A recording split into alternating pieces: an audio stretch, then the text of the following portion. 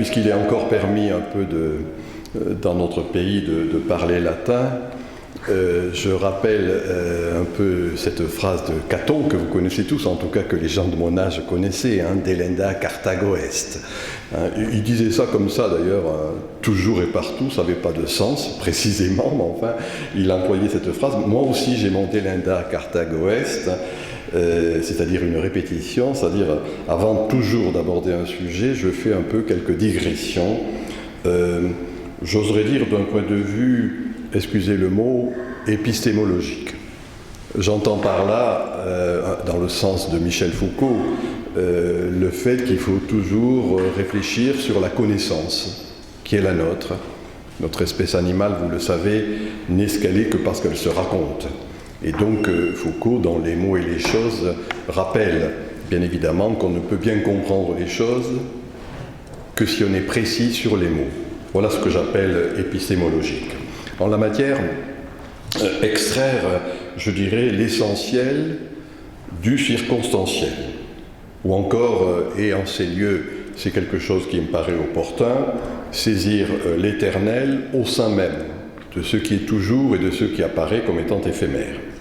Voilà, je crois, et c'est ce que j'essaie de développer dans mon dernier livre, le chemin exigeant d'une pensée qui se met en effet au service de la vie spirituelle.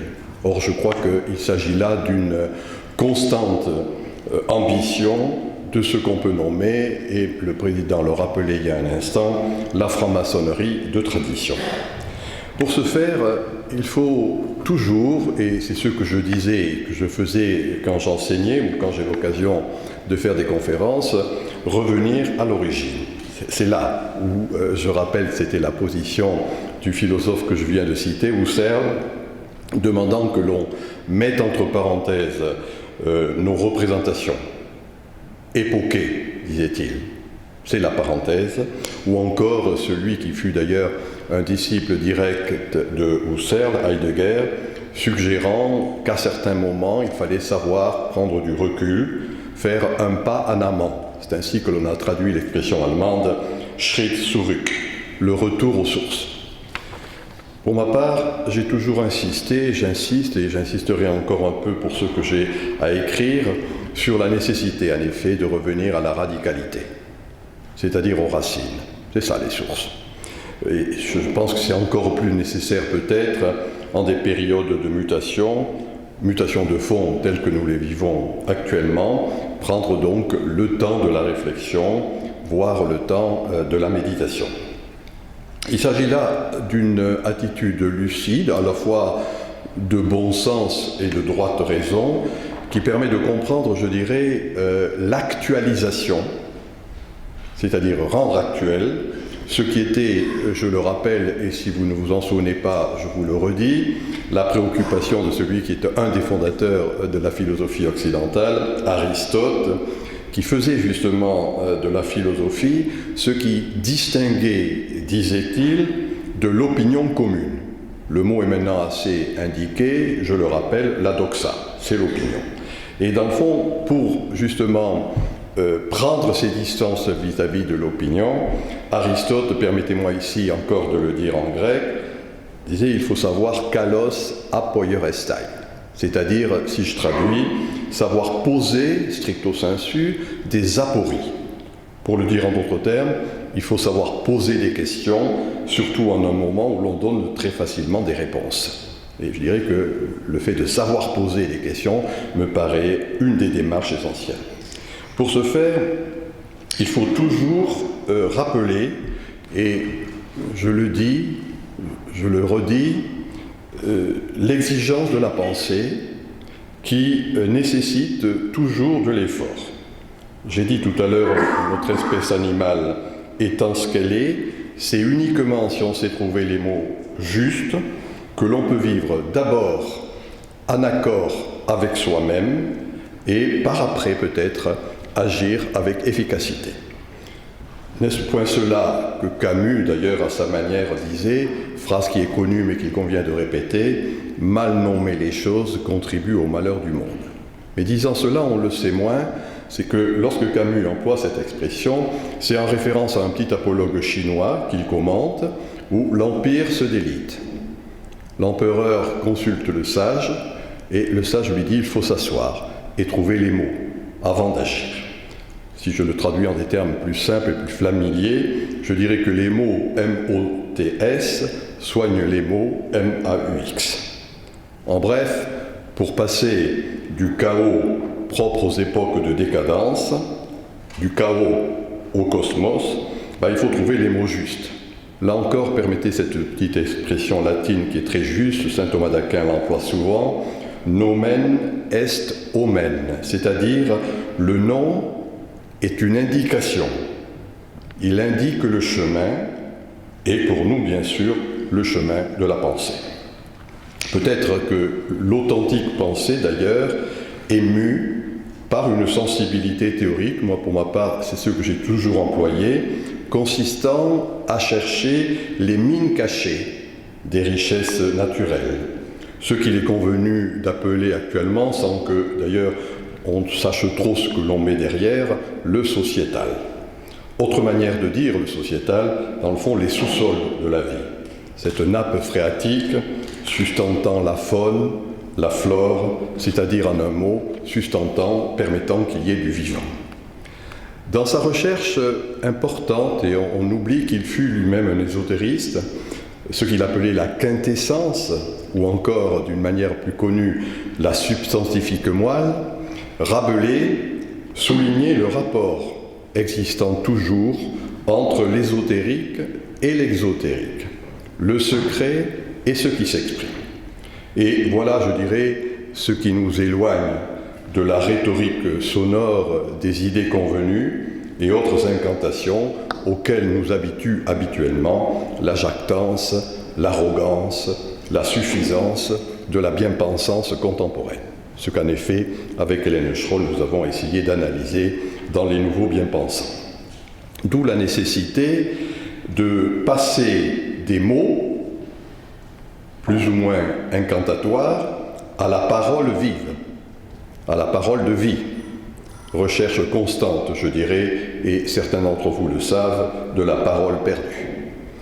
Ce qui est difficile. Et pour reprendre une remarque de ce que ce grand franc-maçon qu'était Joseph de Maistre disait en un siècle qui était le sien, pour qui toutes les réalités sont des mensonges et tous les mensonges des réalités. Siècle, disait-il encore, qui ne voit même pas du coup ce qui se passe sous ses yeux.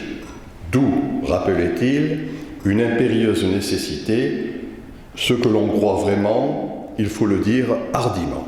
C'est dans la soirée 3 des soirées de Saint-Pétersbourg. Le dire hardiment, pour nous, contemporainement, c'est justement lutter contre la médiocrité de la médiacratie. Tout en sachant, bien sûr, et il faut assumer cette exigence, que tous ceux qui veulent faire triompher la vérité, avant son heure peut-être, risquent de finir hérétiques. C'est à partir de ces prémices, c'était ça mon Delenda Carthago-Est, que j'ai proposé de parler d'un trésor caché. Ce, en référence à un poème que peut-être vous connaissez, de celui qui fut également un grand franc-maçon, Goethe, le roi de Thulé, à qui son amante légua une coupe d'or, trésor, dit-il, plein de charme, symbole, dit encore Goethe, du salut de l'esprit, coupe qu'il lance dans les flots, et que seuls les initiés sont à même de trouver. En référence aussi, ce trésor caché, à ce que Plutarque, dans la vie de Solon, dans De Virus Illustribus, narre à propos d'une autre coupe d'or, qu'Hélène, à son retour de Troie, avait jetée à la mer. Récupérée par les pêcheurs, avisée, elle fut, cette coupe d'or, selon l'injonction de la Pythie, offerte successivement aux 7 sages les plus importants de la Grèce antique, avant d'aboutir à Thalès, le plus sage d'entre les sages. C'est cela qui forme entre eux une catène de sagesse, cette chaîne d'or intemporelle, je dirais fil rouge de la tradition mémoriale, ce qui, stricto sensu, eh bien, désigne en fait l'ordre symbolique. Tout est symbole. Et le trésor caché de la franc-maçonnerie, de tradition, est de ce point de vue, permettez-moi cette expression, inadmissible, c'est-à-dire inaltérable. En théologie catholique, je rappelle d'ailleurs que la grâce inadmissible est celle qui ne peut pas se perdre, qui ne peut pas être retirée. Donc il faut prendre de la hauteur pour savoir mettre les choses en perspective. Je viens de le rappeler, et il faut le dire et le redire, toute pensée nécessite un effort constant afin d'échapper justement au système sécurisant. L'élément essentiel de la franc-maçonnerie de tradition a toujours été de lutter contre la paresse du dogmatisme. Et c'est en s'éloignant du dogmatisme, c'est-à-dire en relativisant la scolastique, que tout au long du XVIIIe siècle, la franc-maçonnerie fut en phase avec son temps. Je rappelle que c'était là aussi une expression de ce franc-maçon qu'était Hegel. Ce qui se nomme crainte de l'erreur se fait plutôt soi-même connaître comme crainte des vérités. Et il est important de rappeler, en ces temps de détresse, que la franc-maçonnerie n'est pas simplement un club, mais un immémorial ordre initiatique. C'est-à-dire, et j'aime ce mot, je dirai pourquoi, une sodalité. Autre manière de dire la fraternité, où dans le vivre ensemble, l'on s'emploie à déchiffrer, c'est-à-dire à chercher, en référence à ce que je viens d'indiquer, en son sens ésotérique et en son sens exotérique, le chiffre du monde où nous vivons. Ainsi, au-delà des bavardages, des caquetages, ce que le poète nommait les clapotis des causes secondes, il faut repérer ce que j'appelais tout à l'heure l'ordre essentiel, induisant dans le fond à un ensemble de relations. Relations entre quoi et quoi? Relations entre le microcosme, l'individu, le macrocosme, l'univers, au moyen de ce qu'il est convenu d'appeler, et c'est Gilbert Durand qui m'avait rendu attentif à ce mot, le mésocosme, c'est-à-dire ce qui est le milieu juste et parfait. L'atelier pourrait être cela, ce que les francs-maçons appellent l'égrégore en serait l'expression. Pour cela, il faut trouver les mots « chemin », parfois des mots qui portent coup. Cela est nécessaire, je pense, dans les agitements d'un monde en fureur. Ce qui est toujours le cas, dans les périodes de mutation.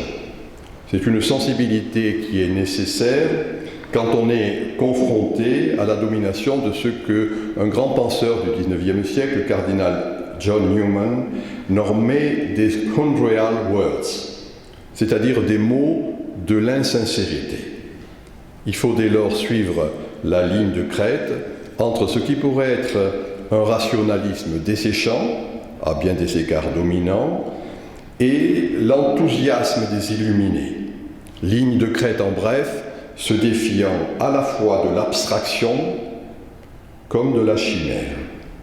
Et c'est cela qui permet de saisir justement l'entièreté du cosmos. Le cosmos, je le rappelle, selon Pythagore, c'était la sagesse, la force et la beauté.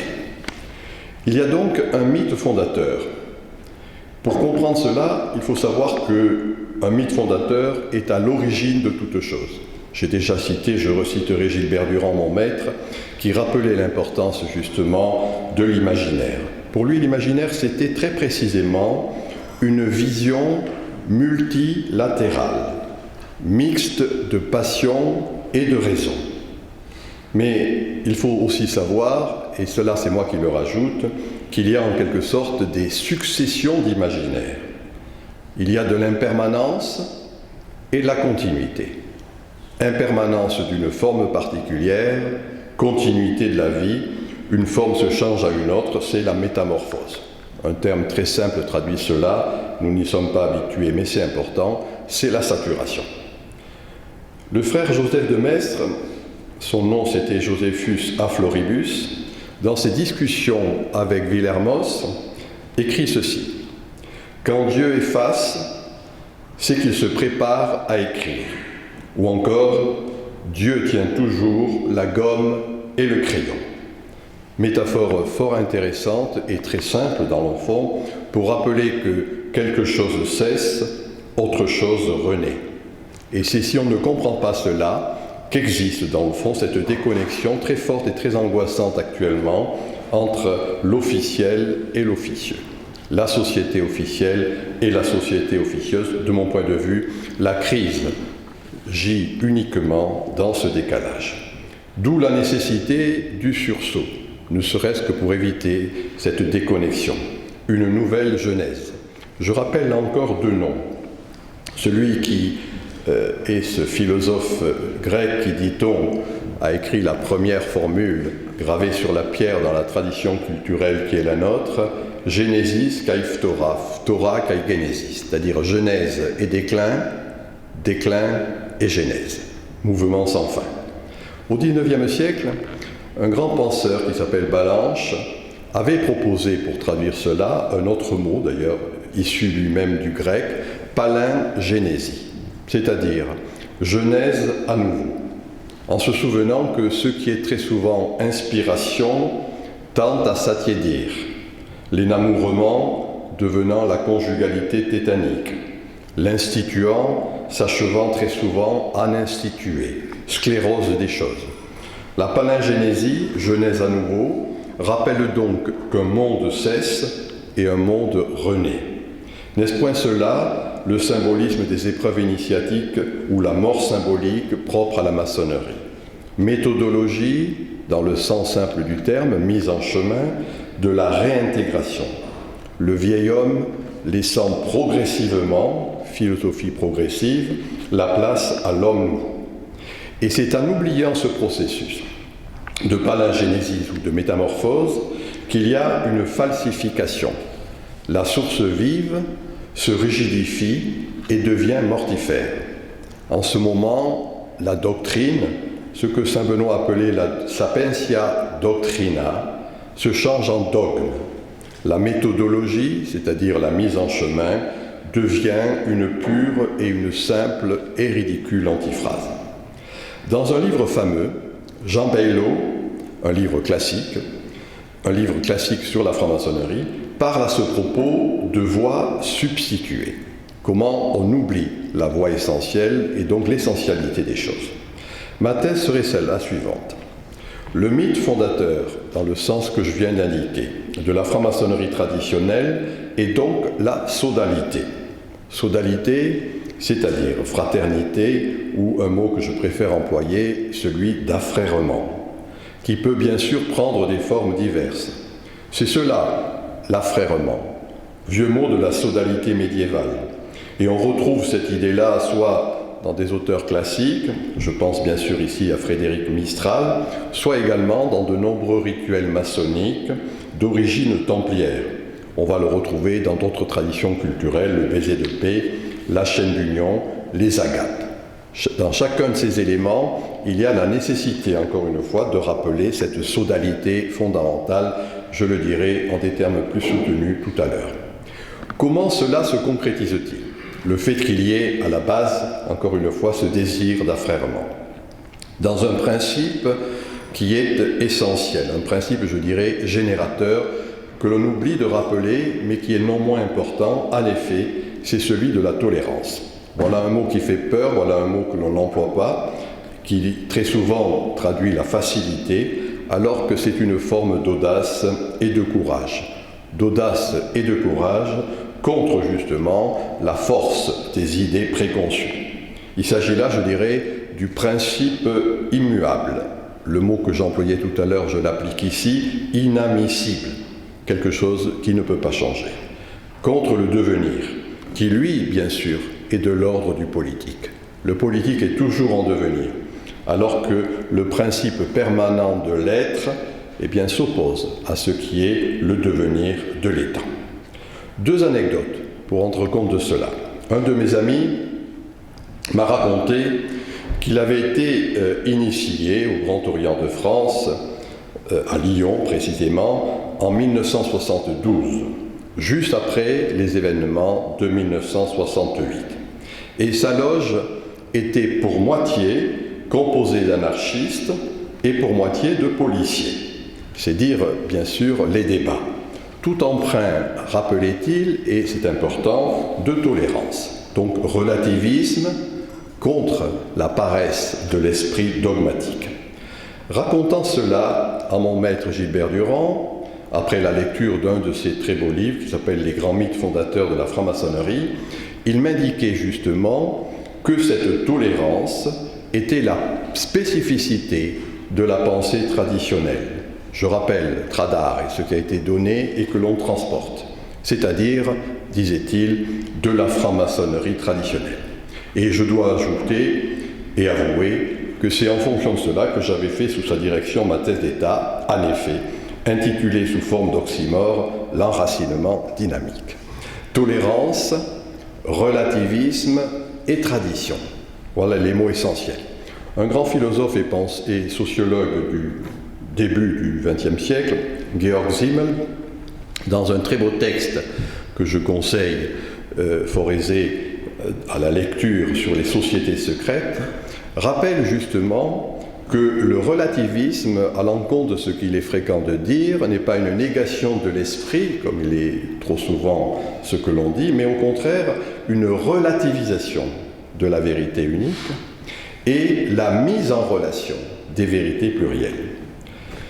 Qu'est-ce que cela veut dire, sinon que justement la vérité de notre existence tient dans la capacité de rendre la vérité possible, action dévoilante de l'existence.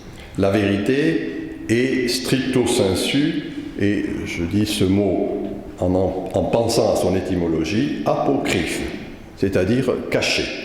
Et il convient de la dévoiler tout en gardant cet aspect caché. C'est-à-dire qu'elle est toujours en devenir, c'est la symbolique du voyage. Comme le dit Maître Eckhart, Heidegger le rappelle, le chemin est sans chemin. C'est l'homme viator, c'est le nomadisme, et c'est ce qui permet dans le fond, dans cette perspective zimélienne que j'ai fait tout à fait mienne, d'éviter tous les fanatismes induits par des grandes entités, quels que soient ces fanatismes. Rousseau d'ailleurs, décrivant dans ses Confessions le rapport tétanique existant entre ce qu'il appelait le fanatisme athée et le fanatisme dévot. C'est cela qui nous conduit à mon deuxième point concernant les mythes fondateurs de la maçonnerie, l'hétérodoxie.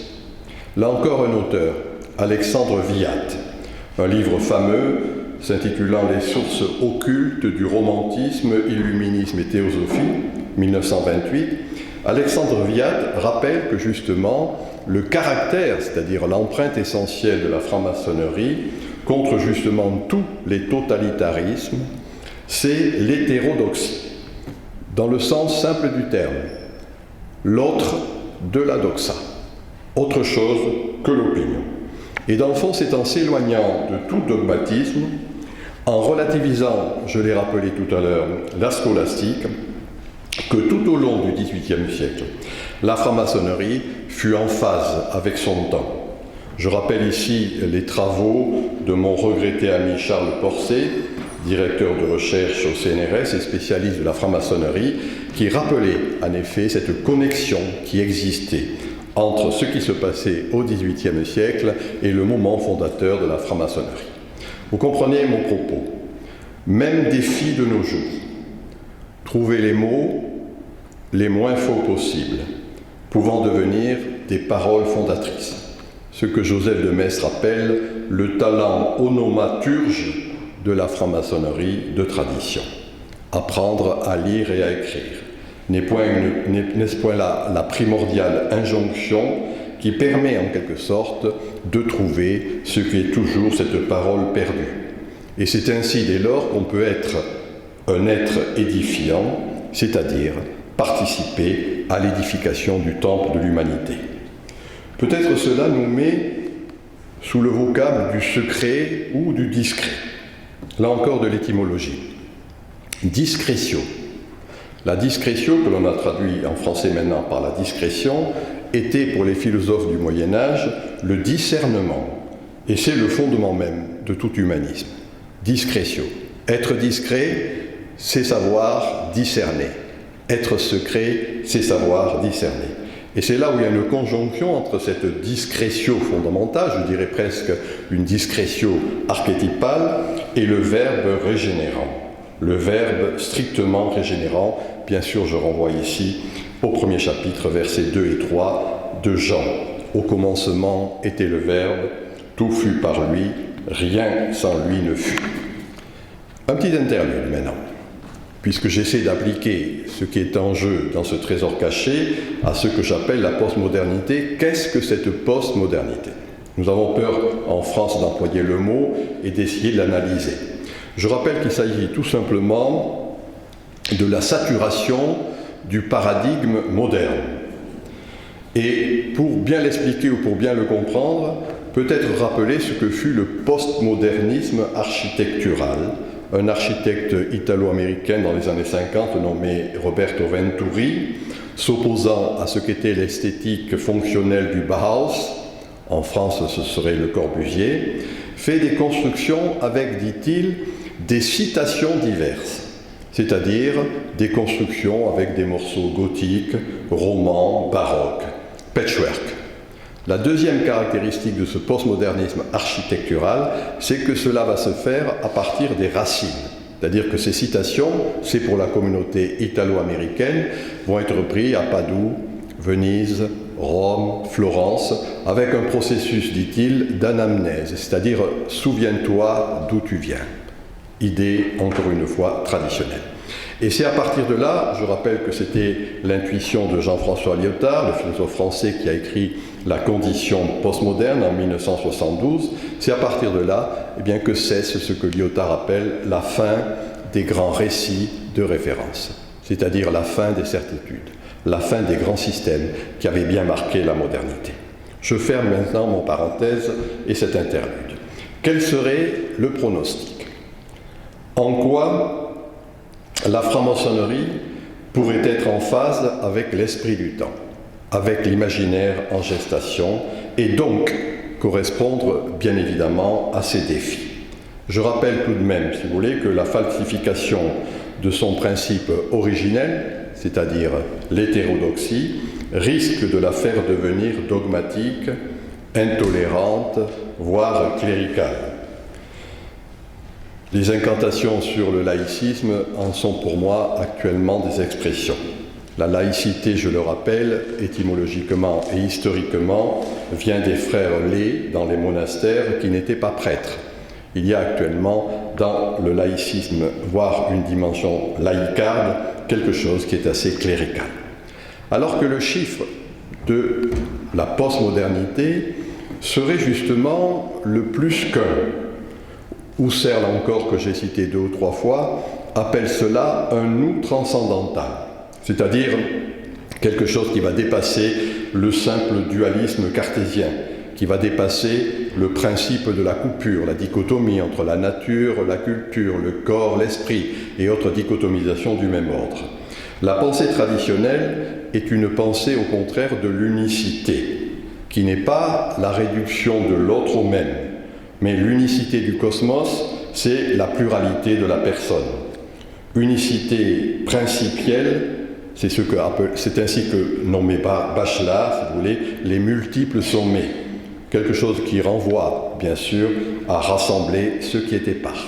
C'est le cœur même de la Ratio Hermetica de Gilbert Durand, ou encore ce que Edgar Morin appelle l'ambiguïté paradigmatique qu'est l'homme, c'est-à-dire la multiplicité des antagonismes contre l'homme unidimensionnel, le paradoxe créateur, celui de la complexité. Je développerai cela en 3 points. Donc, une première inversion qui est en train de se faire, c'est cela, inversion de polarité épistémologique. Donc, ce n'est plus l'individualisme qui fut moderne, mais au contraire, la personne qui est plurielle. Cela va aboutir non plus à une république une et indivisible auquel on est habitué, mais très précisément à la res publica, la chose publique, qui est dans le fond une cohésion de la diversité. rassembler ce qui est épars. Il est une belle métaphore que nous voyons ici même au milieu de cet ensemble, qui est la mosaïque. La mosaïque, c'est ce qui, bien évidemment, cohère, fait cohésion du divers. C'est le premier point. Le deuxième point, pivotement du temps. Contre ce qu'était le progressisme moderne, la progressivité ou la philosophie progressive de la franc-maçonnerie renverrait à ce que Corbin ou Durand appellent la progressio harmonica, c'est-à-dire une pensée propre traditionnelle qui va en quelque sorte procéder par étapes. C'est une autre manière de dire ce que j'appelais il y a un instant l'enracinement dynamique. On ne pense plus en termes de mythe progressiste, mais une pensée de la progressivité. Le troisième point, c'est l'éternel problème que se pose toute espèce animale, celui de la socialisation. Comment intégrer les jeunes générations sans trop les châtrer? Pour la modernité, la socialisation, ce fut l'éducation, le dressage. C'est la loi du père. Je rappelle d'ailleurs tout simplement que educare, c'est tirer d'un endroit vers un autre. Pour ce qui concerne la postmodernité, la socialisation en gestation, retrouvant bien évidemment ce qui est peut-être en jeu au cœur même de la maçonnerie, c'est l'initiation. J'appelle cela la loi des frères. Non pas encore une fois tirée de l'animalité vers l'humanité, non pas tirée de la barbarie vers la civilité, mais accompagner un trésor qui est là, avec bien sûr une autorité, celui qui sait faire ressortir. C'est la hiérarchie initiatique, celle de la loi des frères, contre le légalitarisme de la loi des pères. Voilà donc les trois points essentiels pour moi, la quintessence dans le sens rabelaisien du terme, de ce trésor caché.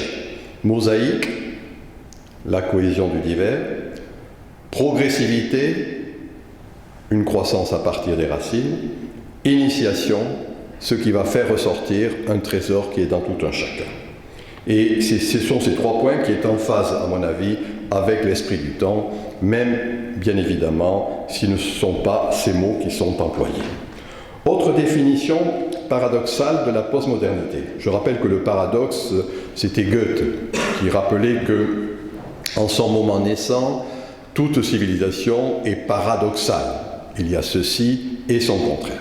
Le paradoxe en jeu actuellement est le suivant. J'en donne ma définition de la postmodernité, la seule d'ailleurs que je me suis permis de donner. Synergie de l'archaïque et du développement technologique. Synergie, c'est la démultiplication des effets. Archaïque, c'est-à-dire ce qui est arché, ce qui est fondamental, ce qui est premier, principe générateur, et développement technologique. En la matière, et pour le dire plus simplement, les tribus plus Internet, les sites communautaires, les réseaux sociaux, les blogs, les forums de discussion en seraient l'expression. Or là encore, il est une métaphore maçonnique fort instructive, c'est l'égrégore.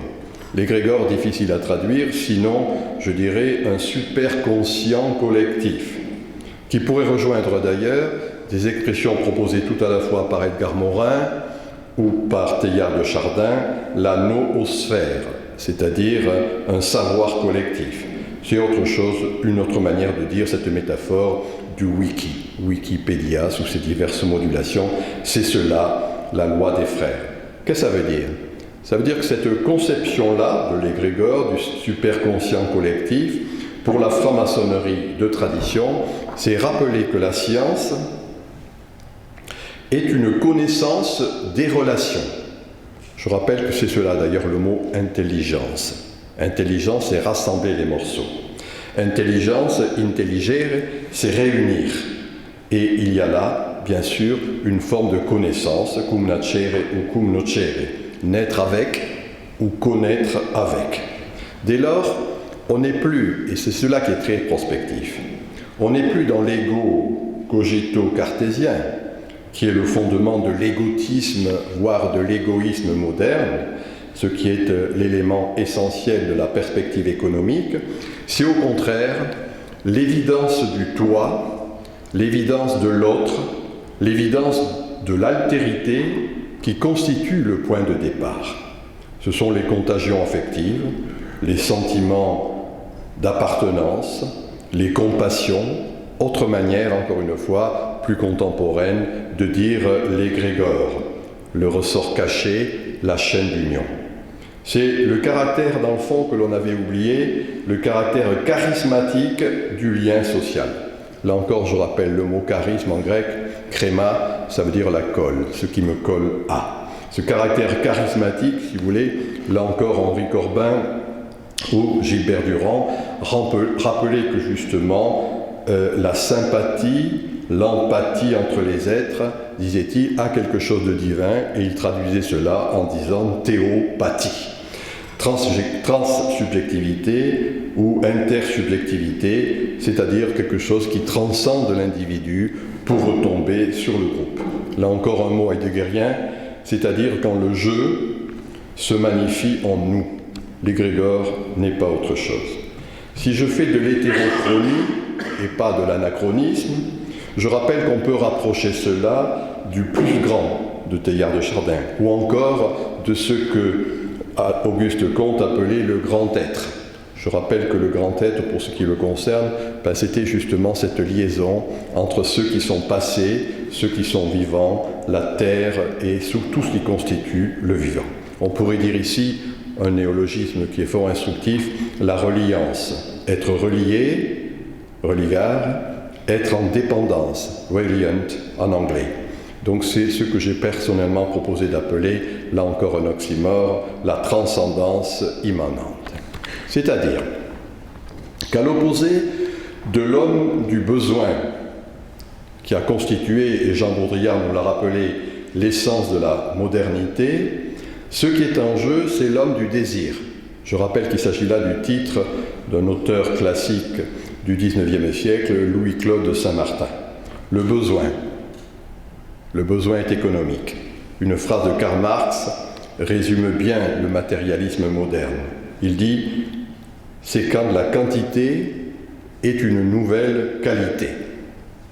Alors que le désir, c'est ce dont le trésor de la franc-maçonnerie de tradition et la métaphore, c'est le qualitatif, c'est-à-dire le spirituel, la force de l'esprit, la dignité de la pensée.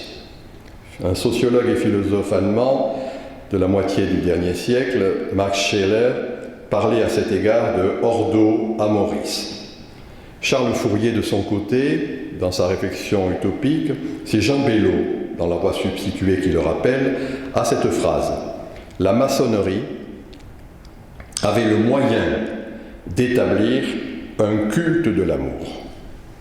Ordo amoris.